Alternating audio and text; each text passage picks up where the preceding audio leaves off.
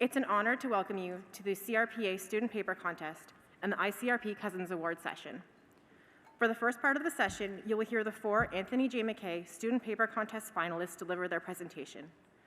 This award was named after the CRPA's first archivist in 2003. The contest itself has been running since 1999. There are 2 awards in contention today, one for the best overall presentation and a prize for the top Canadian entry. Our judges are standing by to mark each presentation, and the winners will be announced tomorrow evening at the gala. Without further ado, please welcome our first finalist, Le Camp Guimire.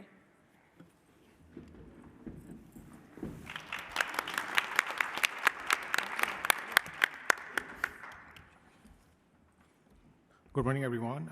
I'm Leknath Guimire. I recently completed my PhD under the supervision of Dr. Edward Waller, and currently I'm doing my postdoc with him. And so this is a part of my PhD, the electron paramagnetic resonance measurements of background dose in teeth of Durham region residents. And this research has been accepted in a Health Physics journal for publication.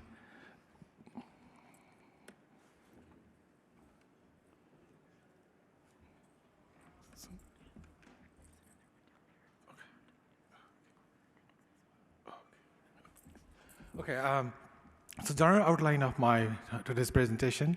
First, I'm going to talk about the motivation, and second, I'm going to talk about the tooth enamel. Then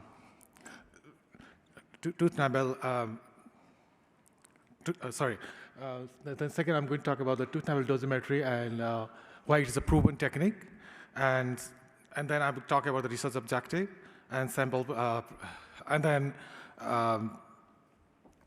then I'm going to talk about the APR parameter optimization and control, APR spectra obtained at different doses, and then teeth enamel APR dose response curve, and the background dose in teeth of Durham region resident, and conclusion. So teeth is one of the best dosimeter available in our body. It can record dose throughout our life, and it is it can record radiation dose independent of time. So it can record those any time during our lifetime. And the public exposure. So in Durham region, there are 2 nuclear power stations, Darlington and Pickering, and the public dose were determined by using environmental sample analysis and modeling. And then, so based on their analysis, the public doses were significantly lower than legal limit for Canada, that is 1 millisievert per year. And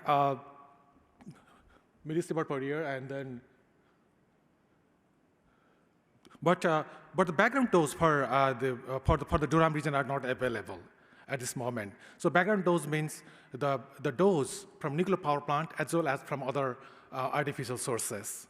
And then, so human tooth enamel is one of the best dosimeters, as I mentioned earlier. So in this study, we collected the teeth from the Durham region area and analyzed them for determining the background dose, and then anthropogenic dose from that background dose by subtracting natural dose. So, tooth enamel dosimetry is a proven technique. So far, there are 4 international intercomparison, and based on these intercomparison, it is verified as a most reliable technique for determining dose in individual and in population. And the basic mechanism for that is that when tooth is exposed to ionizing radiation, it creates the dose-dependent concentration of free radical center, that is CO2 minus. And then the free radical center is extremely stable. It's stable for more than 10 million years at normal condition. And then we can measure the concentration of free radical by using EPR, which is proportional to absorbed dose.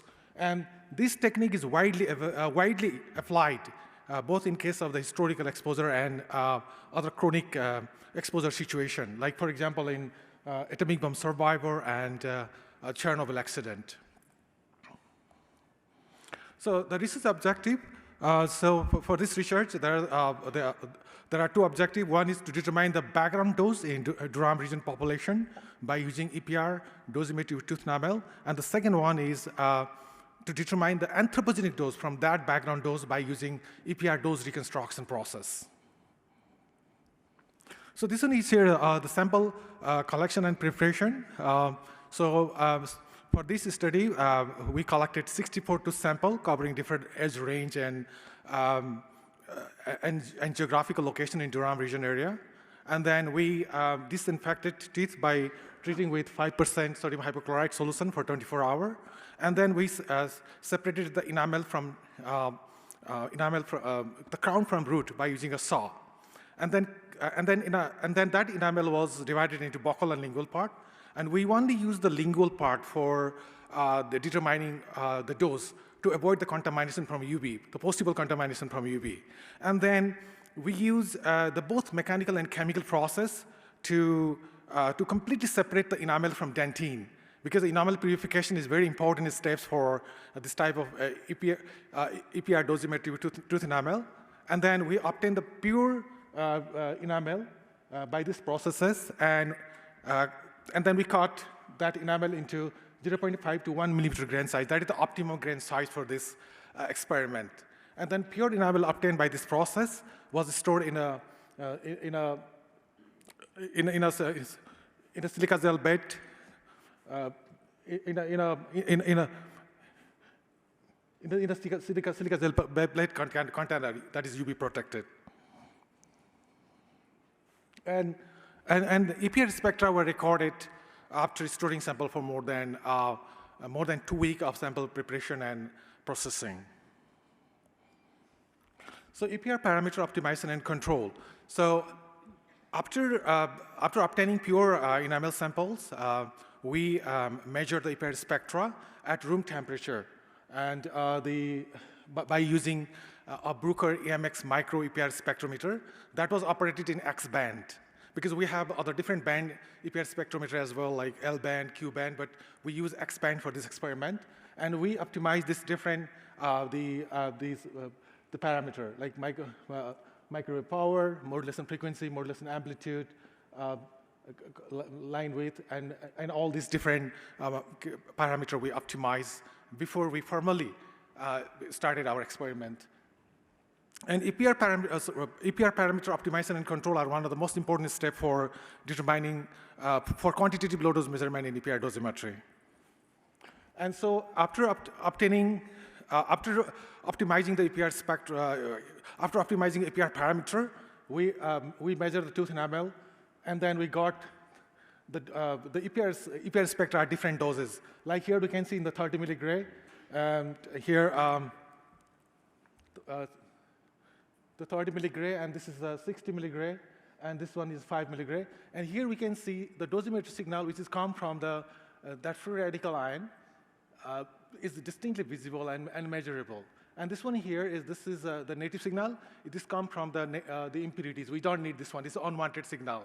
So then we measure the peak-to-peak amplitude height of this dosimetry signal to determine the dose from the tooth collected in the Durham region area. And so we use the calibration curve method to determine the dose, and then a calibration curve was constructed by irradiating sample from 30 milligray to 1500 milligray, and we can see the dose response of that 7 enamel sample that we irradiate from 30 to this 100 milligray is linear. So, and then by using the linear regression parameter, we determine the dose from the tooth enamel sample collected in the Durham region. So this same calibration curve was used to determine the dose once peak-to-peak amplitude height of unknown tooth enamel sample was determined. And then this is the background dose in teeth of Durham region resident here. So the teeth at the absorbed dose at absorbed dose at its range was average, and standard deviation was calculated. And then if you look at the dose here, the absorbed dose increases with the age of the people here. which may be due to the accumulative effect and the stability of the observed dose in tooth enamel. And so consequently, many of those who got higher dose were older people here. So, and then if we just see here in the data, like those over 70 got about 4 times the dose of those under 19 here. And so, and then to calculate the dose rate in a population, we, the observed dose at each age range was plotted as a function of ages here, and a best fit line was drawn here, and then the stability of the slope, sorry, and the slope of the line was calculated, and the slope of the line is that the background dose rate in a population. So here, the 1.9721 is the calculated dose rate, background dose rate in a population. So 1.39, so here 1.338 that is the natural background dose in the Durham region. So we subtracted that and took to calculate that anthropogenic dose here, 0.6341. So this is the dose that include all these different artificial doses as well as the dose from nuclear power plant. So here the conclusion is that based on our study, the total background dose rate in Durham region population is 1.9721, and the total anthropogenic dose is 0.6341 millisievert per year, and then the total anthropogenic dose was lower than the legal limit for Canada, which is 1 millisievert per year. So then, based on this, we can say that the publics are safe from that type of anthropogenic dose. And this anthropogenic dose could be from medical application, like for example, radiology, nuclear medicine, and radiotherapy. So these are the references I used in my calculation, in my study. And so I would like to thank the local dentist and dental clinic of Durham region, UNINI, NSHARC, Kendo Owners Group, Ontario Tech University, Faculty of Energy System and Nuclear Science. So with that, thank you for your attention, and I will be happy to answer your question any.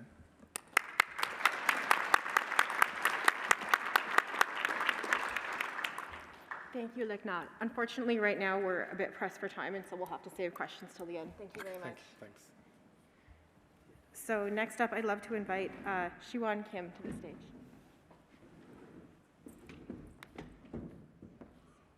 No, in there, yeah. Oh. That's not my presentation. Jiwon Chen. Then she goes first. Okay, sorry.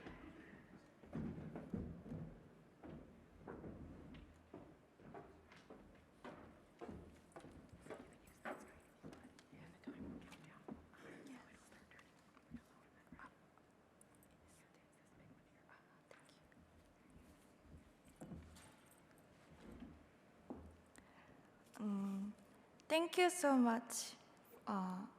Thank you so much for your kind introduction. Actually, GLE was going to give a presentation, but unfortunately, she was not able to attend this meeting. Therefore, I will present on behalf of her.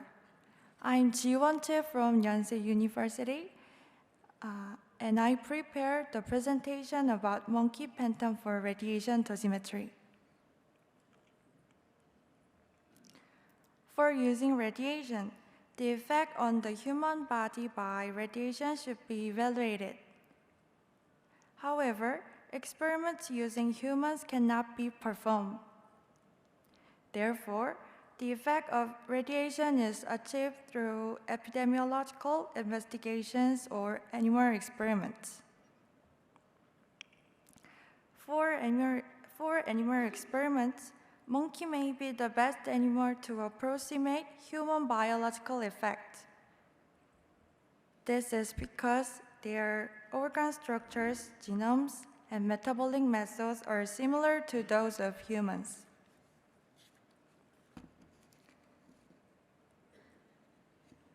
These studies are examples that investigated radiation effects using monkeys.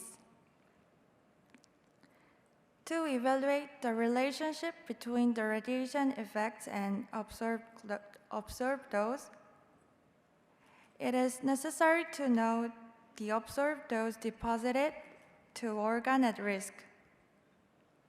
However, in the experimental evaluation, the observed dose was approximated by measuring exposure or the air coma.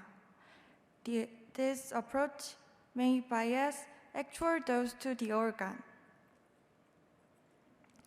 Then, as an advanced approach, Monte Carlo dose calculations can be considered to more accurately estimate the organ dose within the monkey. Recently, monkey computational model was developed at the Korea Electronics and Telecommunication Research Institute, which is called Visible Monkey. The Visible Monkey was developed based on high-quality, color-sliced images of monkey cadaver. The monkey was developed mainly for non-ionizing radiation. In addition to non-ionizing radiation, Visible Monkey can be beneficially used for ionizing radiation. To our knowledge, the Visible Monkey has not been used in Monte Carlo code.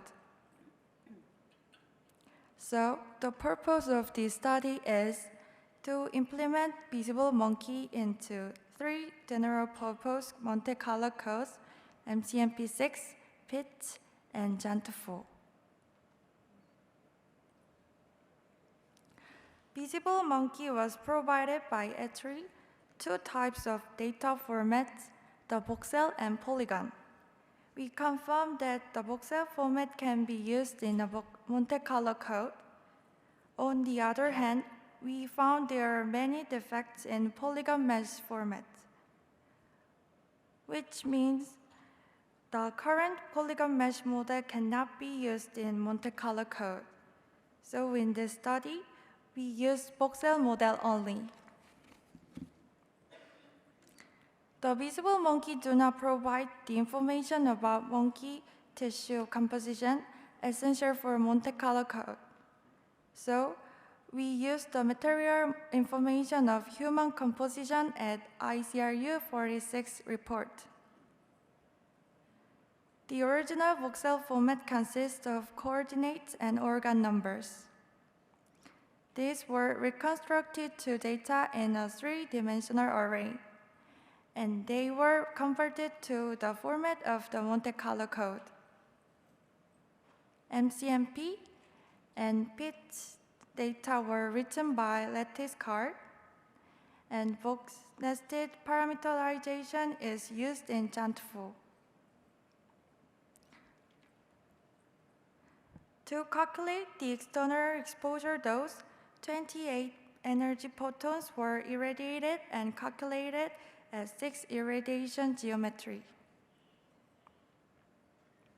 In addition, organ doses from newborn and 1-year-old phantom, which have similar body weight and height to monkey respectively, were compared with those of monkey.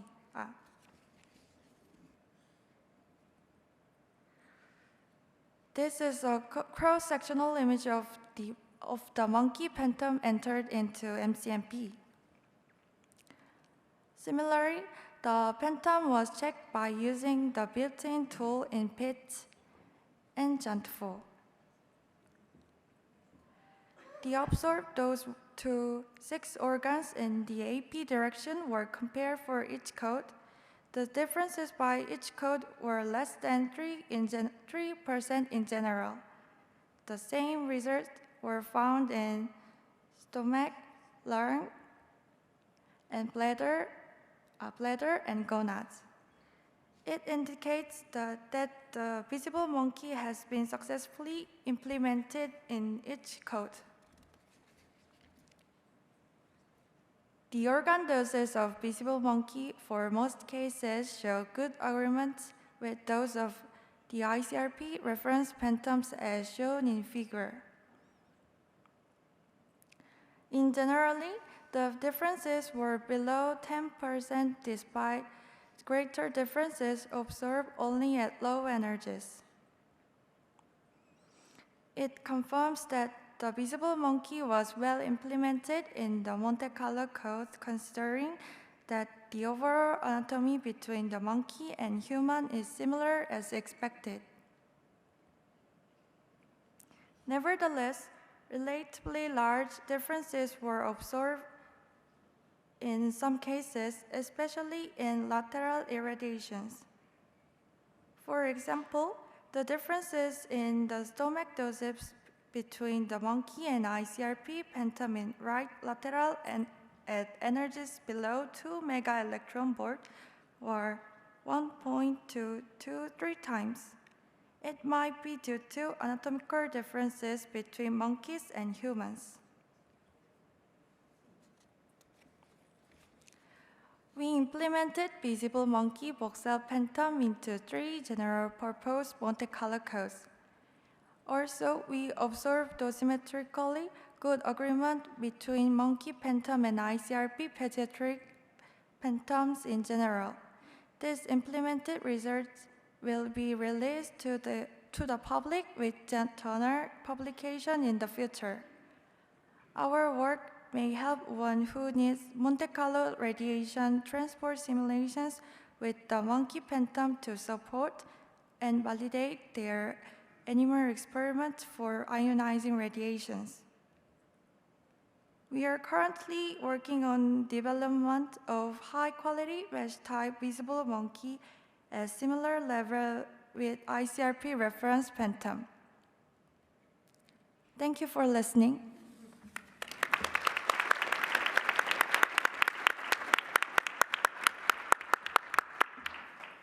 Thank you, Jiwon.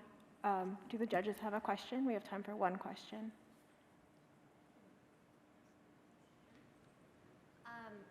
Hi, thank you for an interesting talk. I was wondering, when you were comparing the monkey and the pediatric phantoms, did you implement did your team implement the pediatric phantoms in the code, or were the comparisons to previously published results?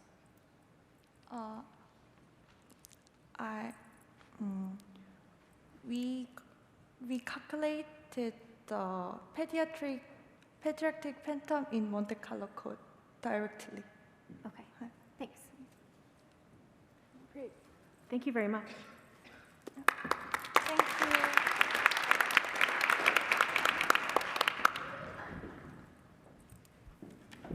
So next, I'd like to invite Shiwon Kim, if we have our order right. Yes. Thank you. Welcome. Okay, good afternoon, everyone. I'm Siwan Kim from Seoul National University. Let me introduce my presentation topic. The title is Development and Evaluation of Overscan Detection Algorithm for AI Augmented Auditing of Rhodos Chest City. Several research partners were involved in this project, including the Korea Institute for Accreditation of Medical Imaging, Chungang University Hospital, Seoul National University Hospital, and the CRPA Corporation.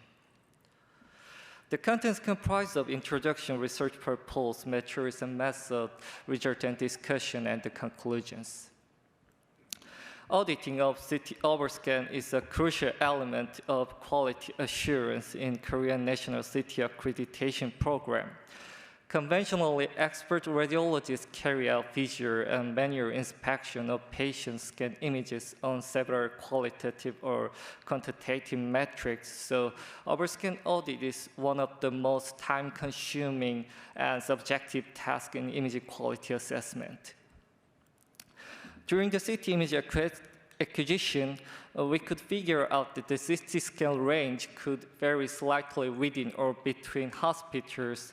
So from the perspective of radiation safety management, it is necessary to establish the global management standard and objective method for scan range audit.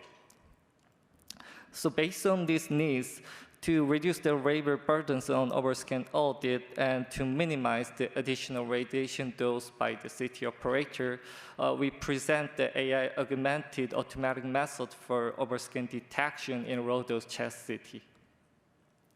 As we mainly focus on the overscan detection, we omitted the underscan evaluation, and all the Rhodos City data were acquired retrospectively with IRB. And we referenced KMS overscan decision criteria, and in the criteria, the vocal code and the kidney were used as a reference, the landmark representing the superior and inferior scan limit, respectively. However, the vocal code exhibited an irregular anatomical shape and ambiguity in exact localization even by human observers. So we determined the thyroid cartilage as our substitute for the vocal code because it is more easier to be segmented in CT images with high contrast. In dataset, a total of 340 low-dose CT scans for lung cancer screening program were used for development of the algorithm, and 290 CT scans were gathered from the one institution named as internal data, and 50 CT scans were collected from 47 different institutions named as external data. And the overscan rate of internal and external data were about 22% and 32% respectively.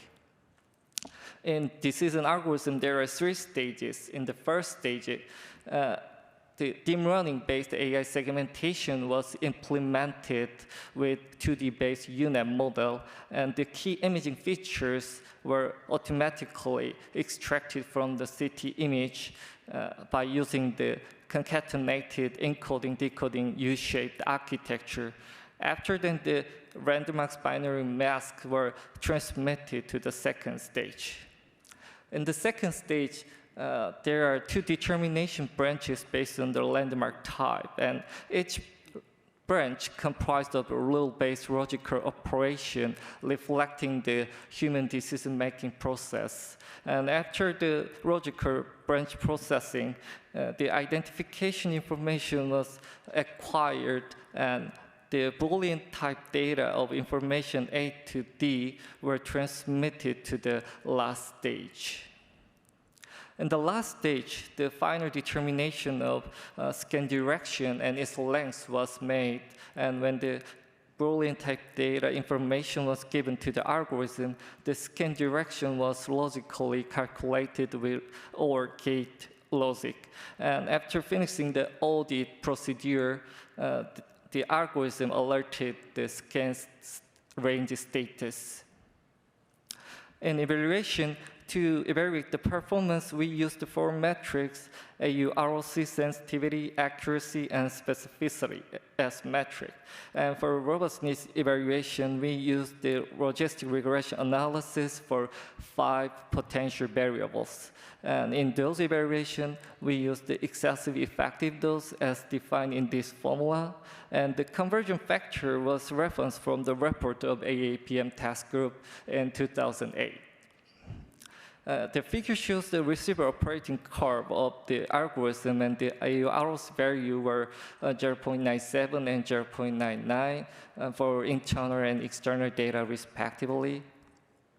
And at the optimal cutoff threshold in receiver operating curve, the evaluation metrics showed greater than 93% score, and the result of Fisher's exact test demonstrate that our algorithm had the ability to discriminate the overscan in low-dose CT with the level of the experienced radiologist. In logistic regression analysis, it revealed that the age, sex, data source, CT vendor, and the slice thickness had no statistical significance on the algorithm's decision, and this suggests that the algorithm had a high potential for generalizability in low-dose CT. In dose evaluation, the excessive effective dose was equivalent or 1.5 times that of chest radiograph. And in the perspective of linear non-threshold model, the excessive effective dose could reach up to 11 times of chest radiograph. However, if we assume the DNA repair theory, the excessive effective dose level was much below than the possible DNA damage level by the X-ray radiation. So with our algorithm, radiologists only need to pay attention to alerted cases by overscan or underscan. The rest overscan rate, the rest workload of radiologists could be accomplished. And we also expect that by combining the algorithm with dose management and image quality monitoring, it is possible to establish the integrated CT quality system with high throughput and objective quality monitoring. The conclusions. AI augmented approach exhibited successful operation in heterogeneous scanners and scan protocols. It could contribute to follow the ALALA principle in a national level, and we hope that it could save enormous time and human resources and improve the accuracy of this auditing result. Thank you for your listening, and please ask any questions.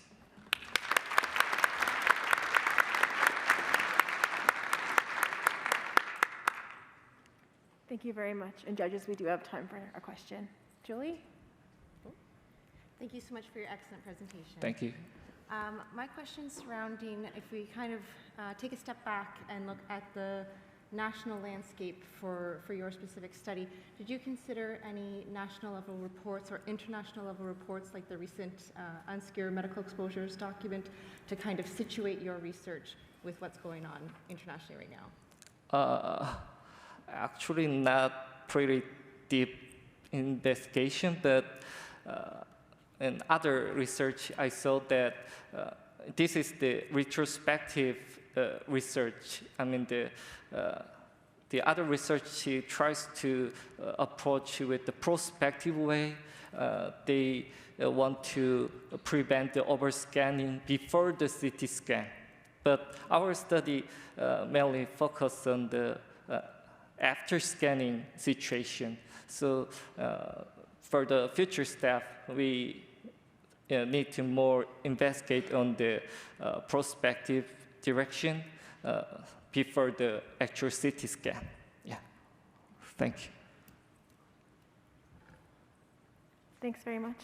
I'd now like to invite Felix Matthew to do his presentation, please. Thank you.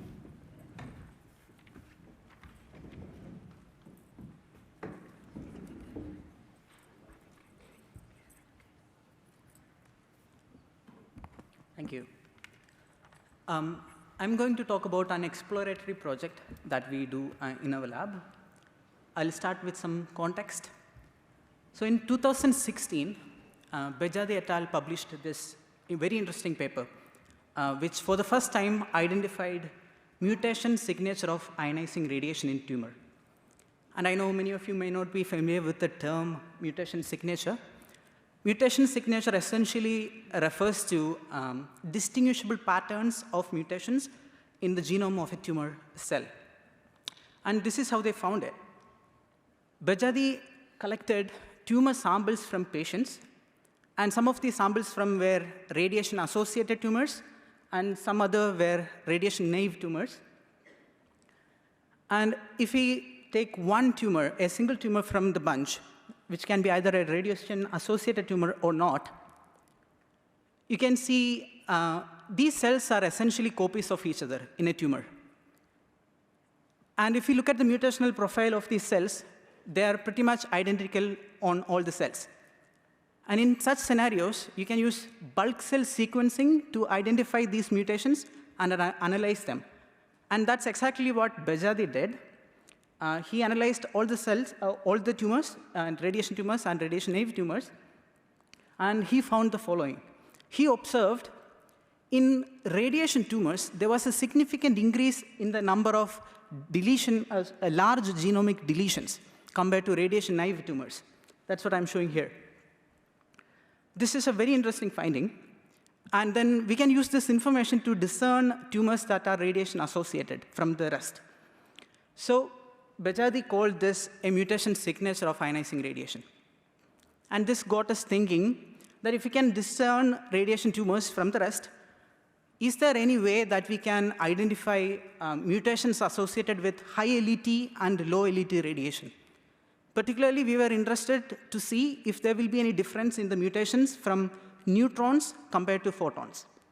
Because we know the physics is different for neutrons and photons, so it's logical to assume that there will be some differences at the mutational level for neutrons and photons.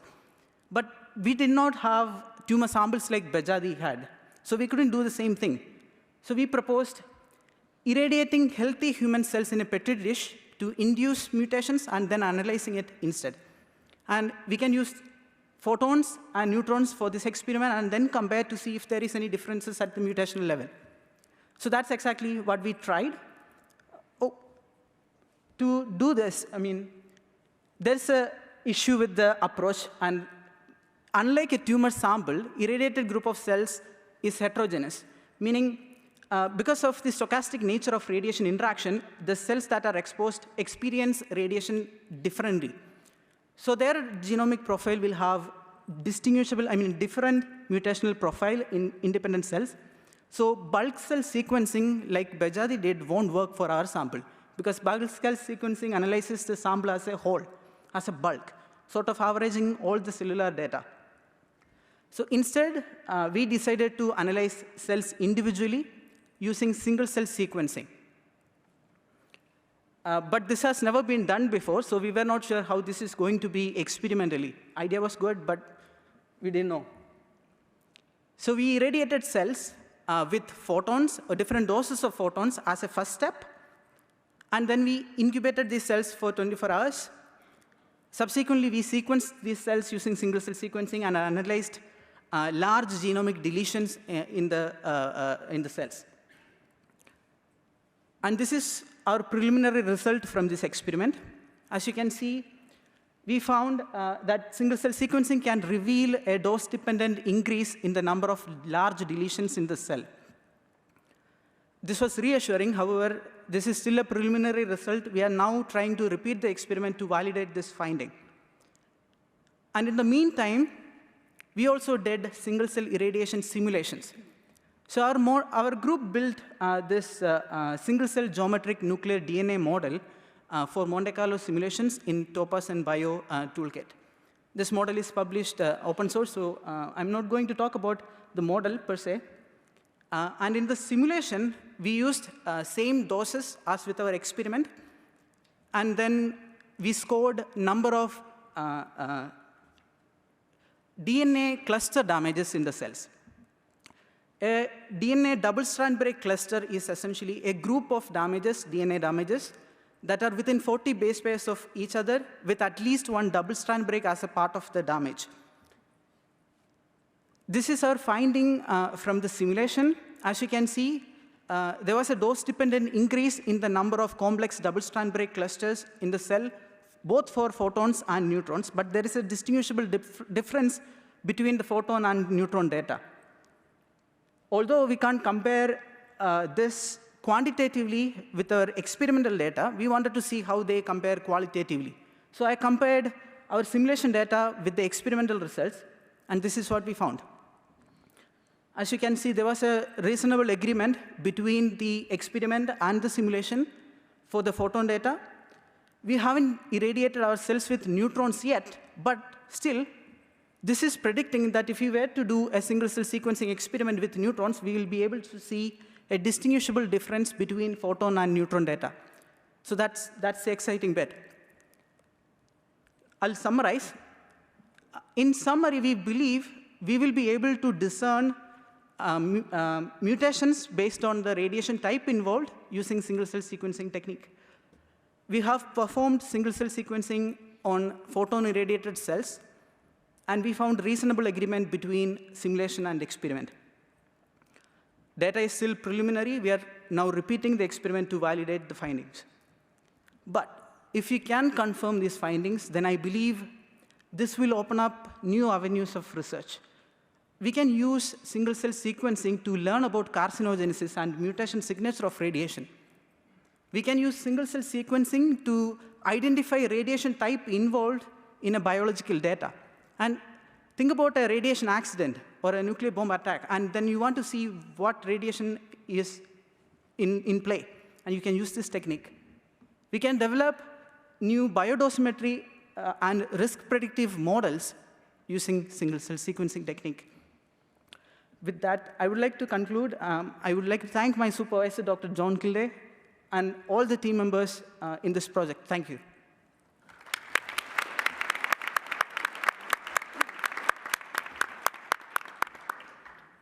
Thank you very much, Felix. Judges, do you have any questions? Yes. Does anyone else have a question? I don't want this. Go ahead. I was curious about your specific method for identifying deletions. Yeah. Could you, I just think it's very interesting. Could you elaborate on that? You mean the experimental part? Yeah, in the experimental, yeah.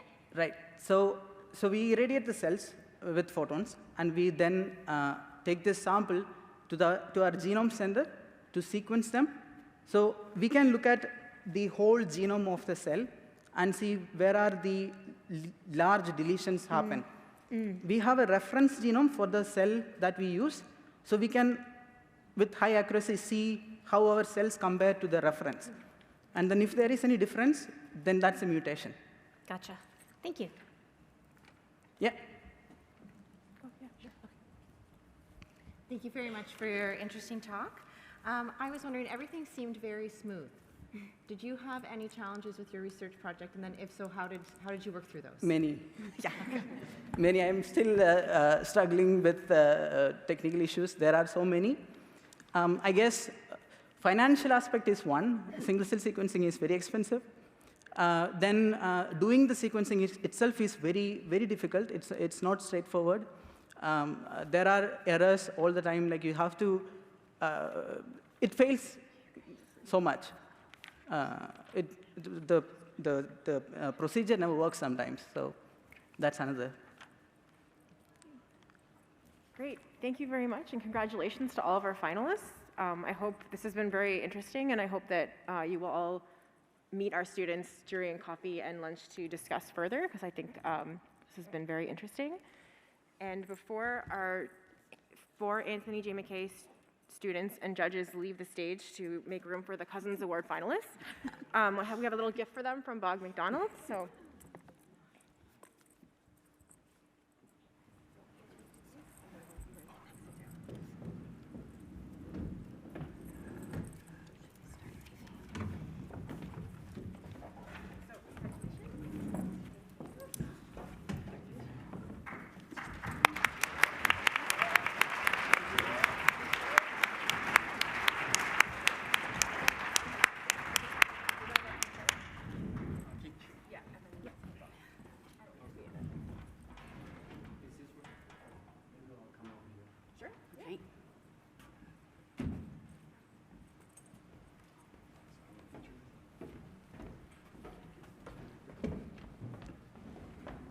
Okay, that concludes the first half of the awards session this morning. Good morning, ladies and gentlemen, or rather now it's good afternoon. I'm still in the wrong time zone. I'm Claire Cousins, the former chair of ICRP, having retired in 2021. So this is a new venture for ICRP, is that we have established the Cousins Award. I'll say a little bit more about that in just a moment, but first of all, I'd like to invite the finalists who are going to be presenting for this award onto the stage. Unfortunately, our 4th finalist from Ethiopia has not made it to the meeting, so won't be here to present this morning. We've only found out that earlier today. So the other 3 finalists I'd like to invite to the stage. And we have 3 experts who are also going to assess these presentations as well as myself. That is Peter Johnston, the Director of the Division of Radiation Transport and Waste Safety at IAEA, Bernard Le Guen, the President of IRPA, and Borislava Batanjeva-Metcalf, who is the Scientific Secretary of UNSCARE. So I'd like to invite you all onto the stage to start with.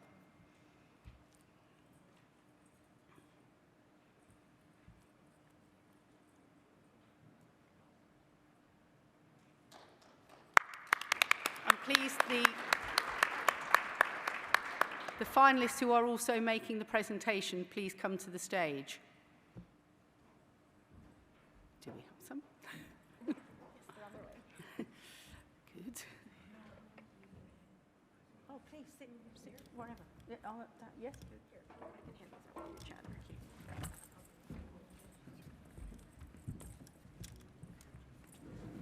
Excellent. Do we have more than one person? Chris, do we have more than one person for this?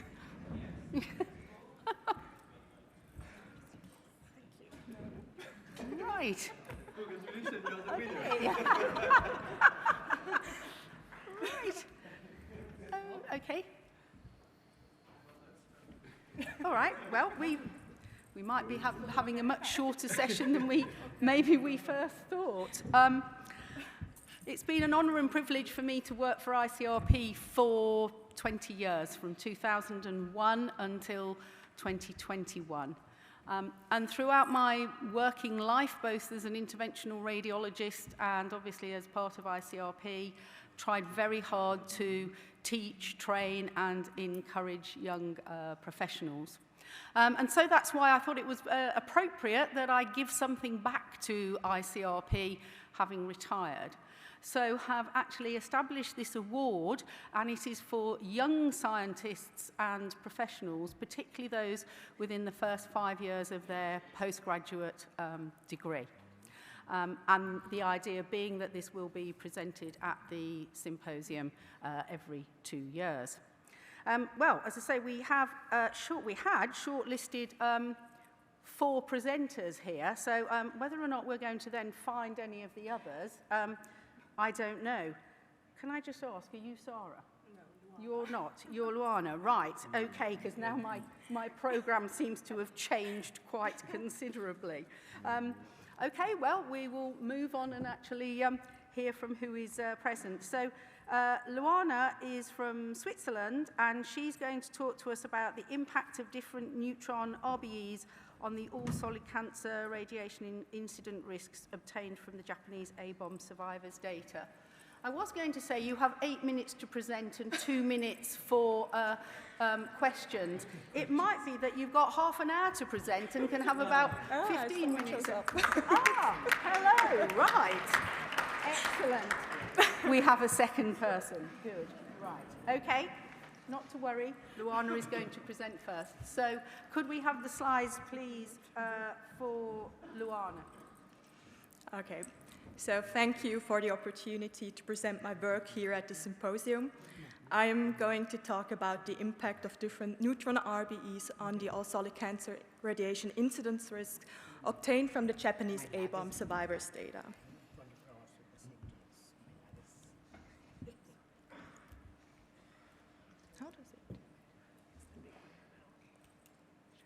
Okay. About the background. So the RERF uses a fixed neutron RBE of 10 to calculate weighted colon doses. So different studies now have found indications that the neutron RBE for the A-bomb survivors might be higher than 10. So now we want to calculate the cancer risk with different neutron RBEs, weighted doses. But there we have a problem, because on the most recent LSS data set on all solid cancer incidents, there are no separate neutron and gamma doses published. But in the previous data set, with less years of follow-up, they are.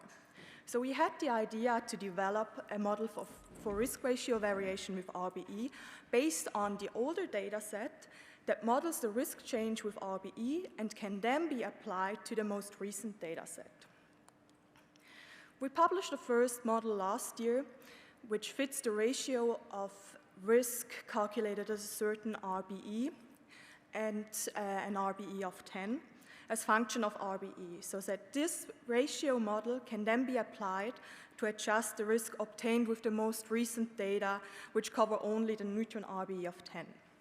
So the aims of the present study now were to further develop this model in order to fit a wider range of neutron RBEs up to a value of 200. We wanted also to analyze the impact of fitting the model to different organ dose types and to see the impact if we only have a restricted dose range. Further, we analyzed the shape of the dose response curve as a function of neutron RBE. So here you see some formulas.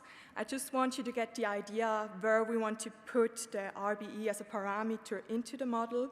So in the first line, you see the excess risk, and you see that we want to have a special function that describes the RBE dependence. In order to have a simple model, we assumed ratios, and we made the assumptions that, which you see in the last line, and we made the assumption that the risk effect modifiers for age at exposure, attained age, and sex are constant. And so all the complicated formulas in the middle cancel out except for the ratio of the dose risk effect modifiers. And then we found that the exponential function fits the data pretty well, as you see in the next slide. Here you see the excess relative and the excess absolute risk model based on organ average dose. You see the risk ratios as functions of neutron RBE, and you see a decrease of the risk ratio with increasing neutron RBE. So this is also the case if we fit the model to colon and to liver dose.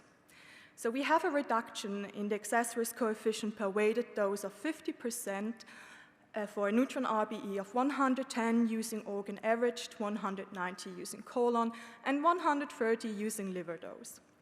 So because of the high body shielding of the colon, the role of the neutrons may be less pronounced than for other organs.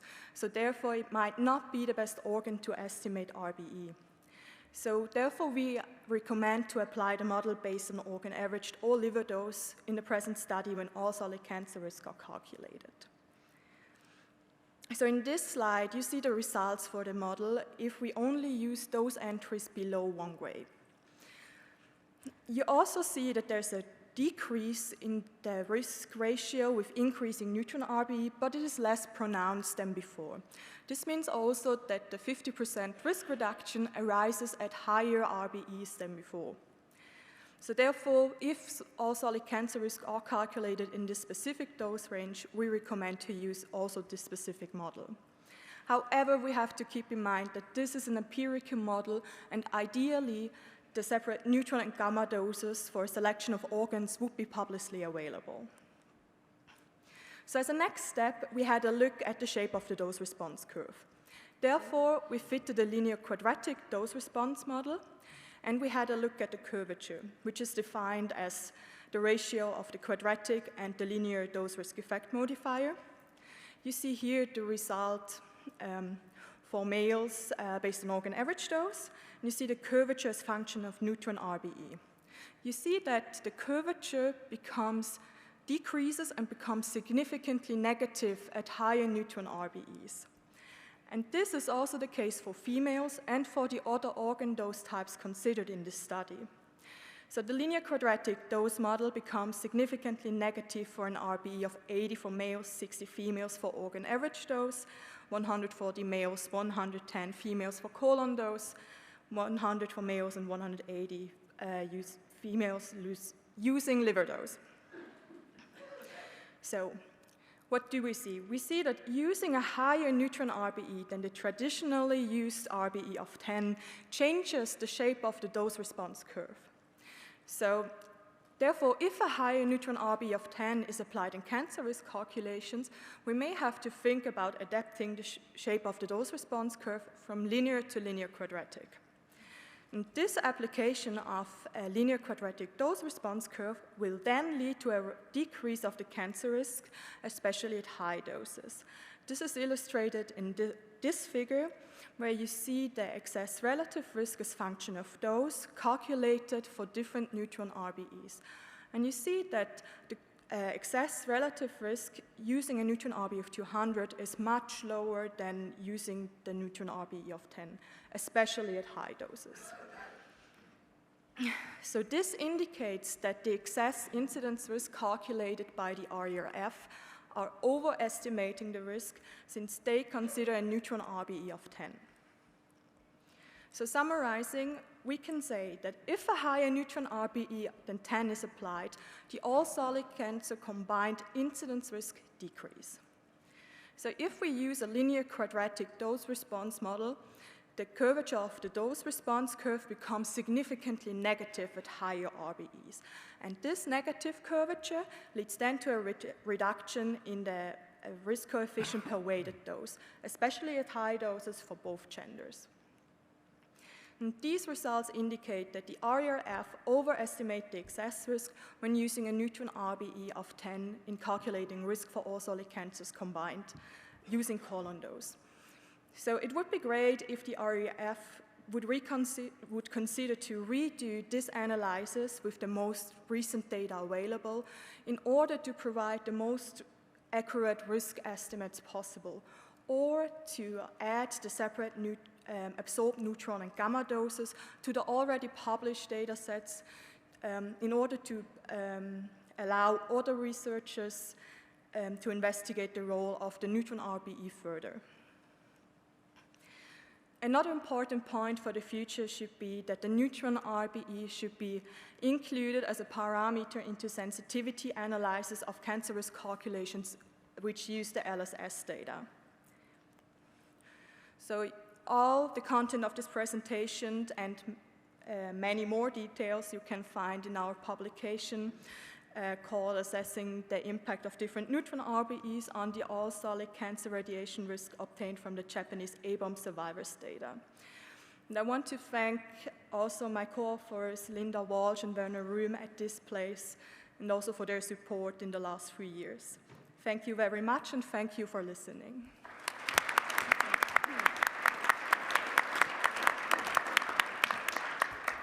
Thank you very much for your presentation. Do the assessors have any questions? We have time. Yes, Peter. The dosimetry in the LSS is notoriously difficult, especially for neutrons. Is it perhaps the case that you might be seeing a problem with the dosimetry rather than a problem with the RBE?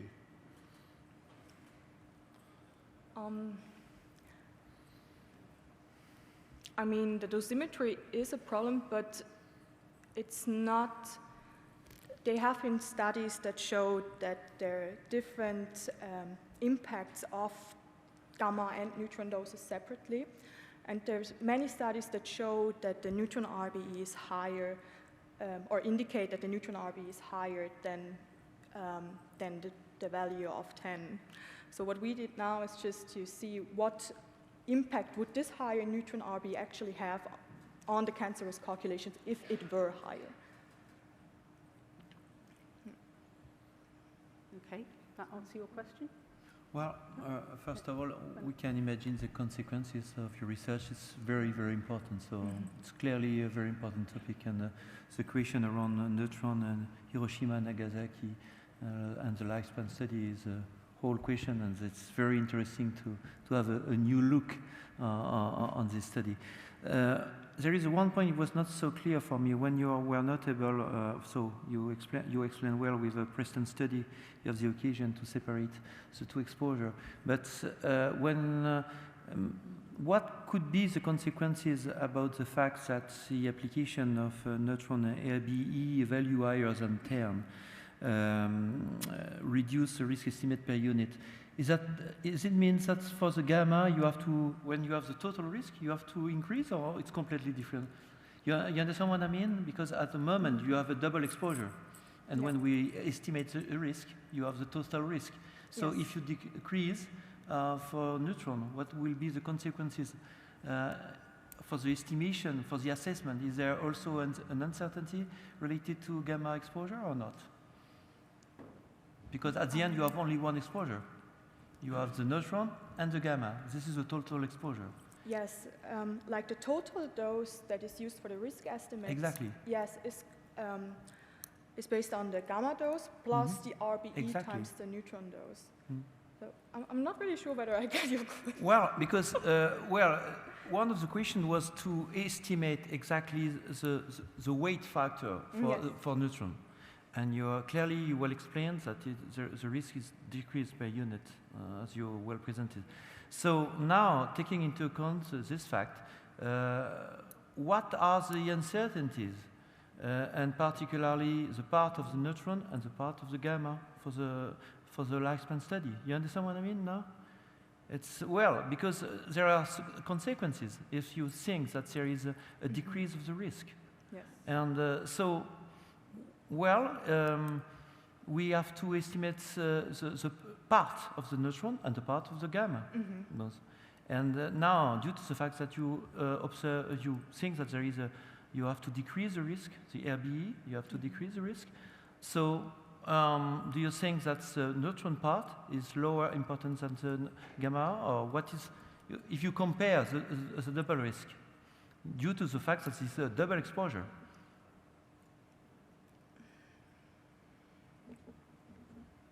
I'm sorry, I'm not clear. Well, maybe it's me. Because the RBE, yes. now you see that there is a lower risk. Okay? So my question is, now do you have an idea? Because in the case of Nagasaki and Hiroshima, you have a double exposure, neutron exposure and gamma exposure. And the importance to know exactly the consequences of the neutron exposure and the gamma exposure. And what are the consequences of your approach about the global risk with this double exposure? There is no? Werner, yeah. please. Werner's going to comment, yes. Yeah.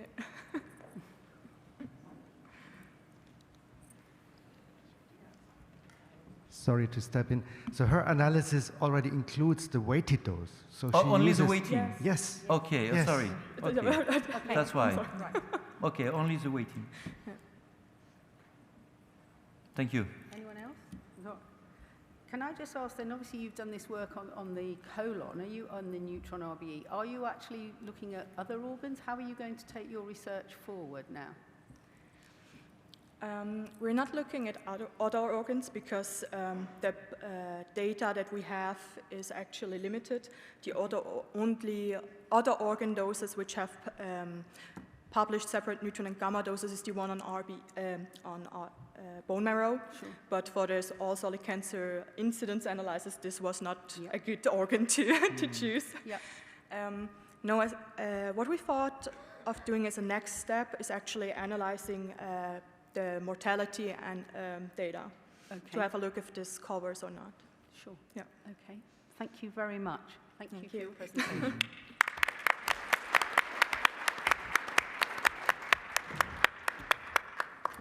Well, I'm pleased to say we have found a second presenter this morning. Unfortunately, Salim Khan has made it, but his luggage has not. So, like many travellers, he has faced a little bit of difficulty. But anyway, so Salim Khan is now going to present to us on the comparative time series analysis and deep learning prediction of innate radon risk in Canadian and Swedish homes. Salim, you're very welcome. We'd like to hear your presentation. Thank you very much. Actually, I was working with the WHO with the framework convention on tobacco smoking. A lot of people dying of cancer, but there are one part of people is 1/5. They are dying who never smokes. So that interested me, and you are talking all the day, big bombardment in Nagasaki and Hiroshima, but inside our house, there is a bombardment.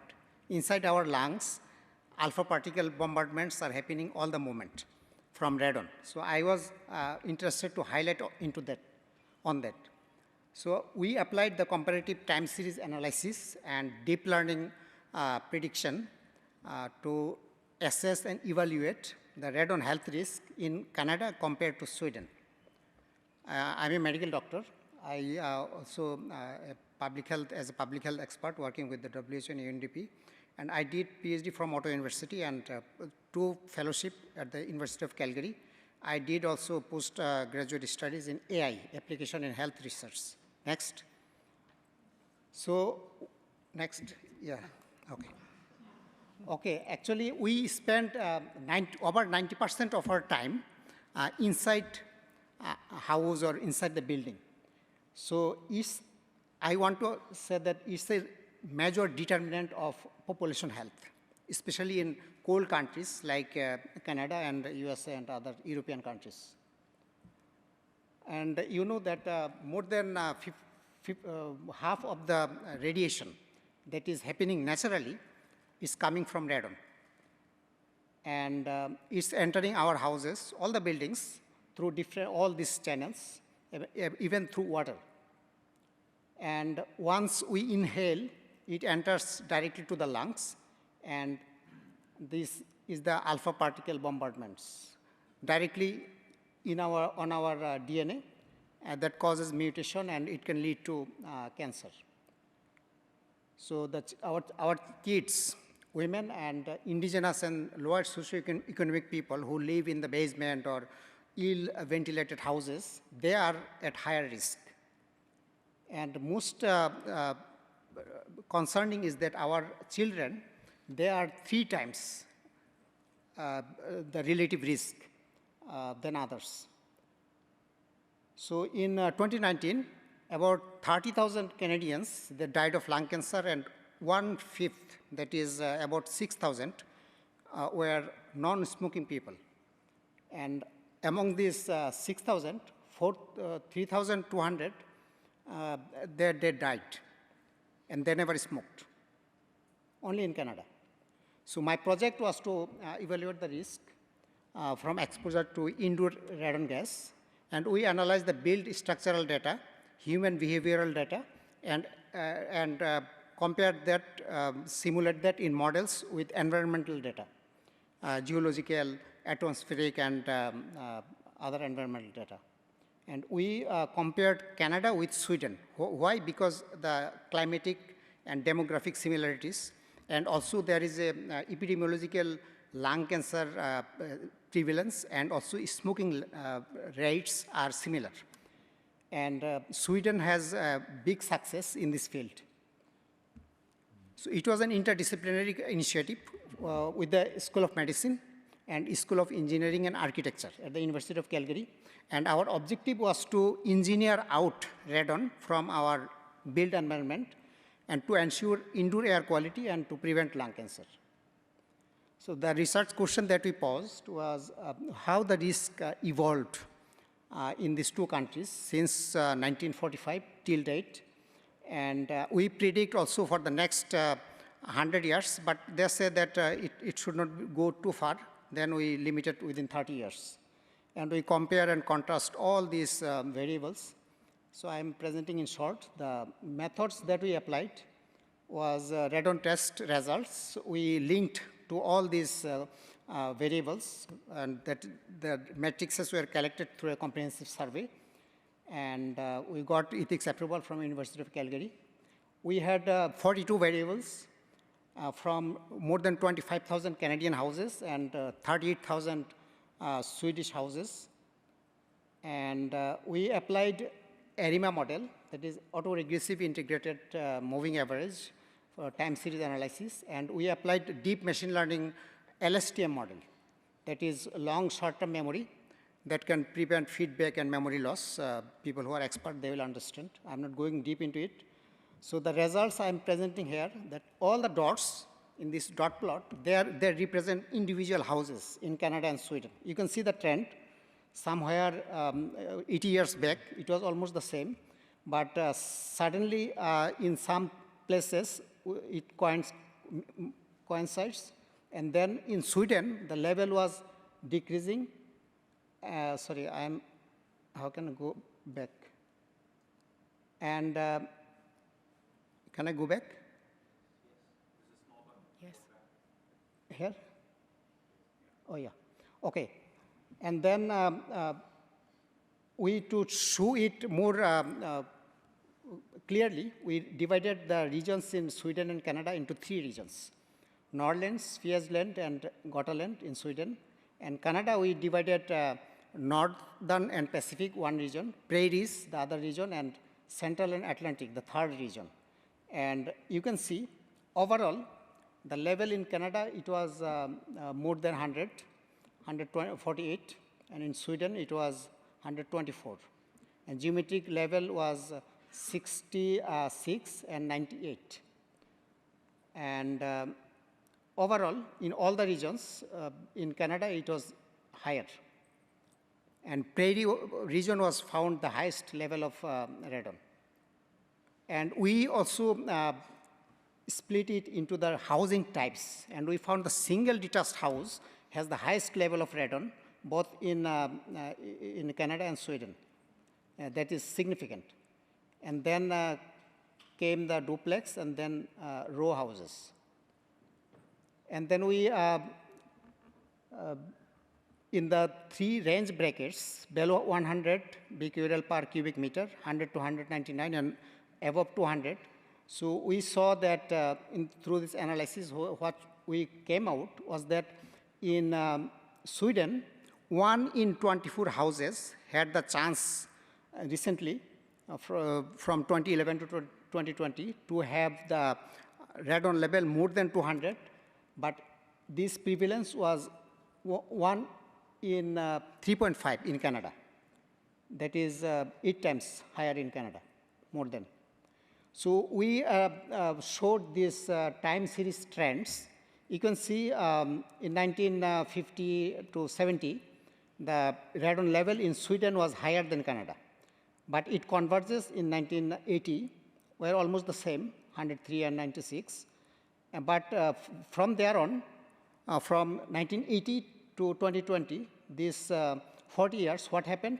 In Sweden, the level were consistently going down and down, but in Canada, it was increasing, going up and up. Whereas the intervention in case of building codes were the same. But the gap is too big. It is 467%, the gap. So we also divided this in 3 regions, and we have seen that it has occurred consistently in all the regions, although prairie have been the highest compared to other regions. So in the 3 housing types, we have seen the same trends, almost similar trends in Canada and Sweden. So why are these differences? We found out that building codes in Canada is voluntary. It's not mandatory from the beginning. The provinces and municipalities, they have to accept it through their legislation, and it takes time, 5 to 10 years. But whereas in Sweden, from the beginning, from the inception or publication, it is mandated. And the performance-based building designs, it was adopted in Sweden in 1967. But whereas it was adopted in Canada only 2005. Still, it came into effect actually in 2010. And heat recovery ventilation, it was started in Sweden in 1980, but we adopted very late in 2010 only. So these adoption reflected in the level of radon in Sweden and in Canada differently. In Sweden, adoption of the same interventions caused radon level to go down and down. But in Canada, adopting the same measures caused the radon level to go high and high. So we decided that actually there was something third factor, not these building codes actually was working. So what those? We tried to explore the ventilation systems. There are 4 types of ventilation: natural, mechanical exhaust with air supply, and HRV.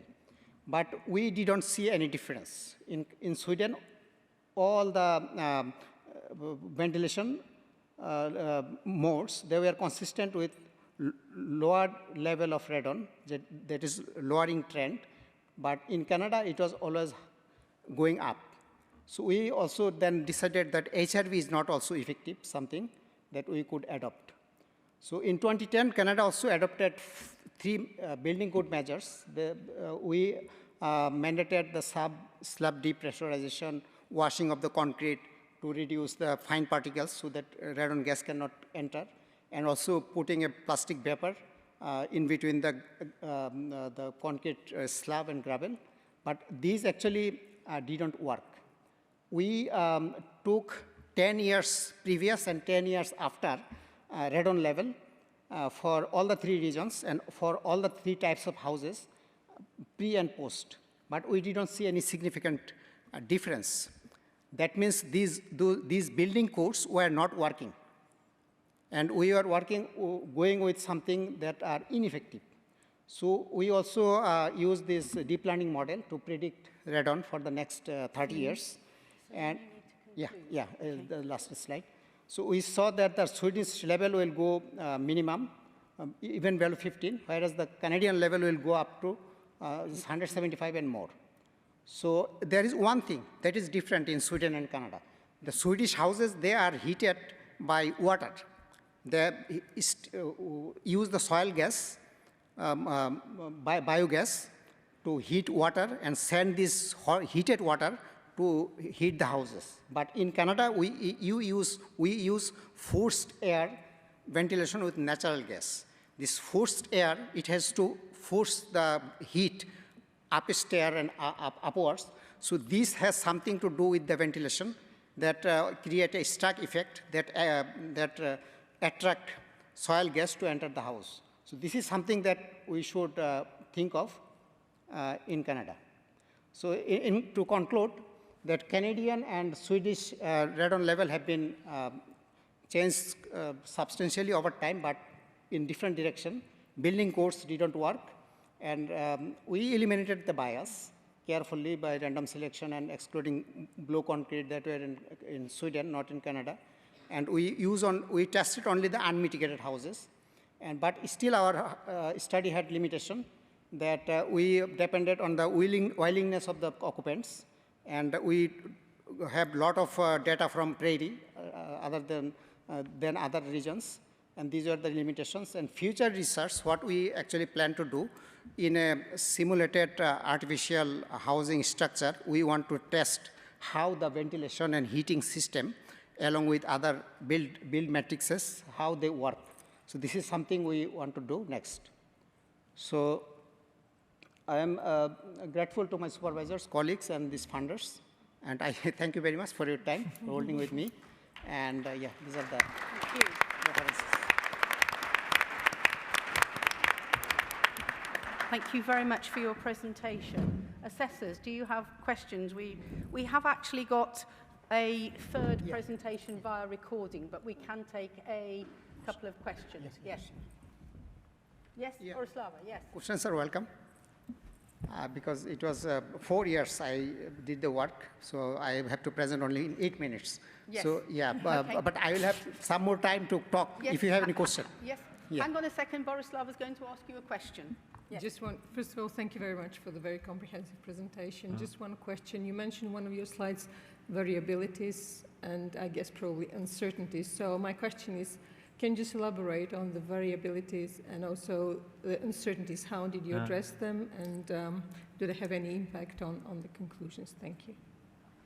Can you please repeat? For example, the different types of houses, maybe they can be certain percentage in the country. You know, there's not only one type of house. And also there's a difference probably between Canada and Sweden and maybe others in terms of thank you very much. Very important question. Actually, we had a lot of apartments in Sweden, but we didn't have a lot of apartments in Canada. So we excluded apartments. We compared only the comparable things. There are 3 types. One is single detached house, and second is semi-detached. It could be 2 houses or 3 or 4. And another was row houses, the townhouses, a row of houses. So these 3 types of houses that we compared, and they were identical in the 2 countries. And the building material was different in Sweden. They were using blue concrete that contains some kind of radium that releases radon. So we excluded all those houses who were constructed before the banning of blue concrete and we excluded all this. So now our analysis were say apple to apple, not apple to orange. So it was comparable. Yeah, thank you. Okay, thank you very much. Thank you again. So I've now been told, yes, thank you, Salim. I've now been told that Sarah Dumit is not here, but we have a recording. So is that, it's available. Interestingly, I'm told she had visa problems, and I know she's from the USA, which I find maybe slightly amusing as the country that's so close, but we won't. Okay, we won't go into that. Right, okay, so please could we have Sarah Dumit's presentation? Good afternoon.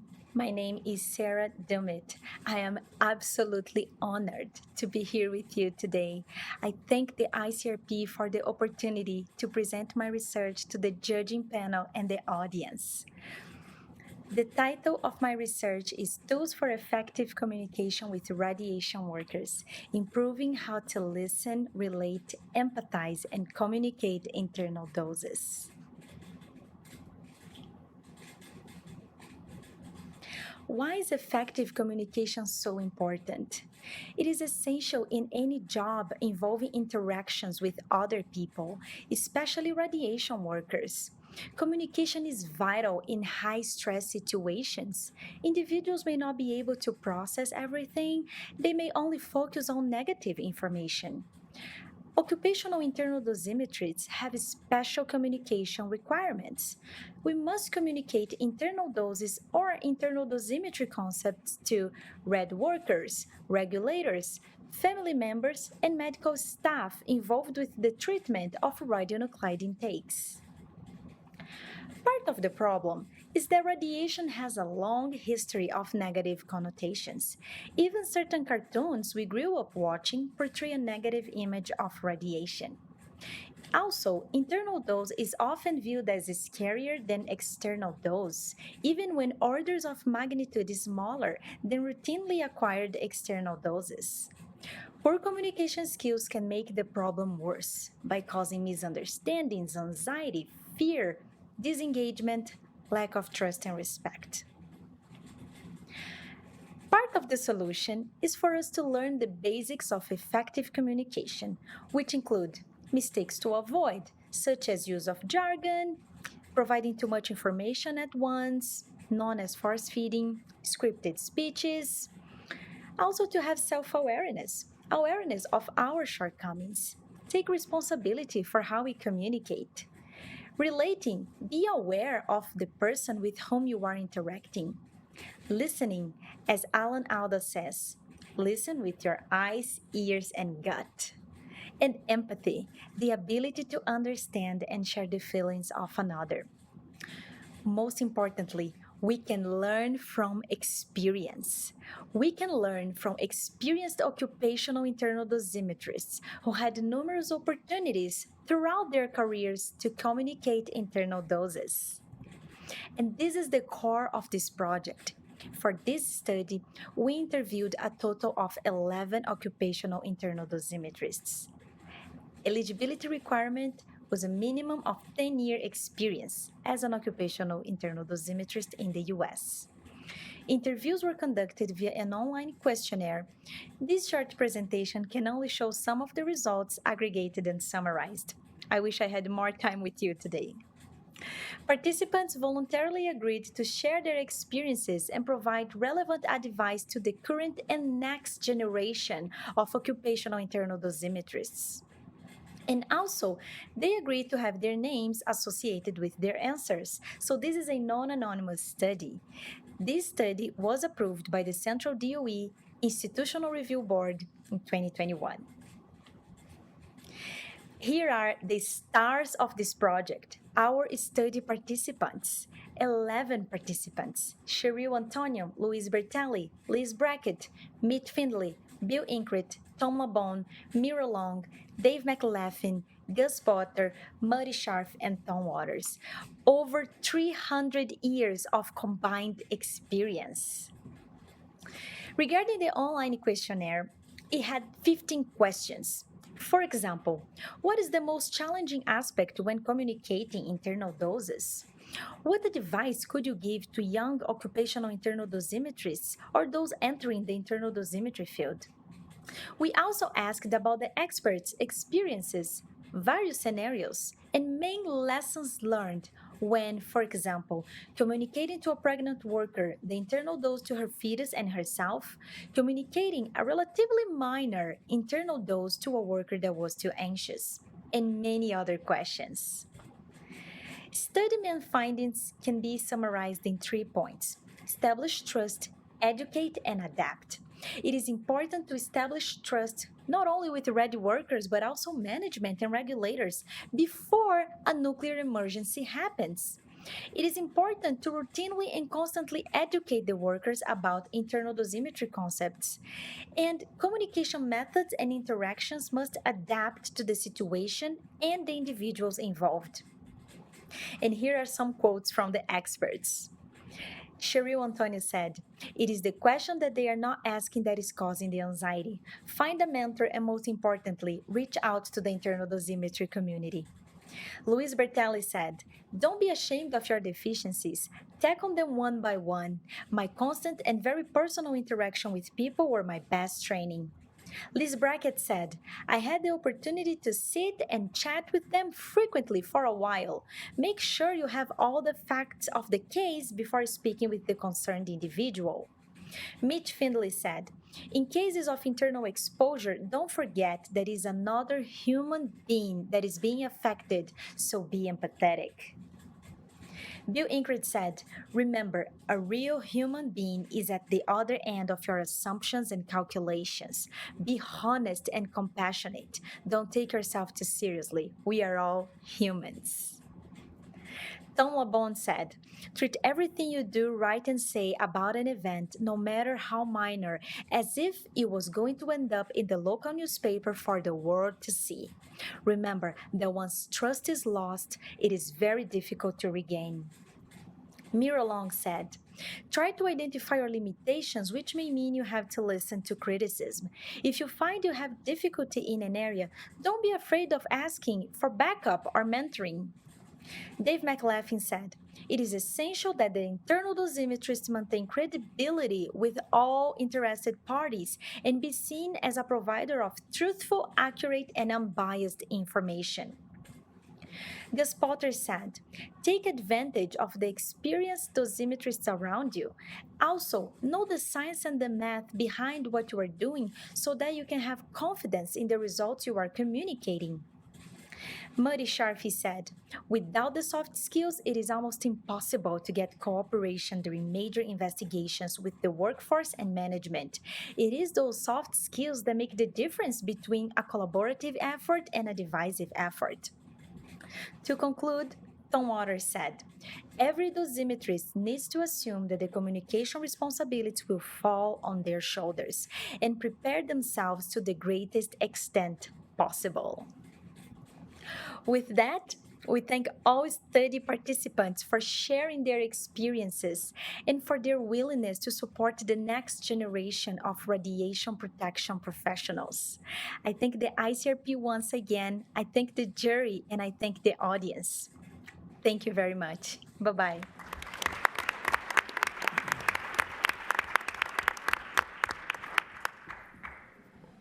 Well, thank you, Sarah. Shame we can't ask you any questions, but never mind. So, that concludes our presentations for this award.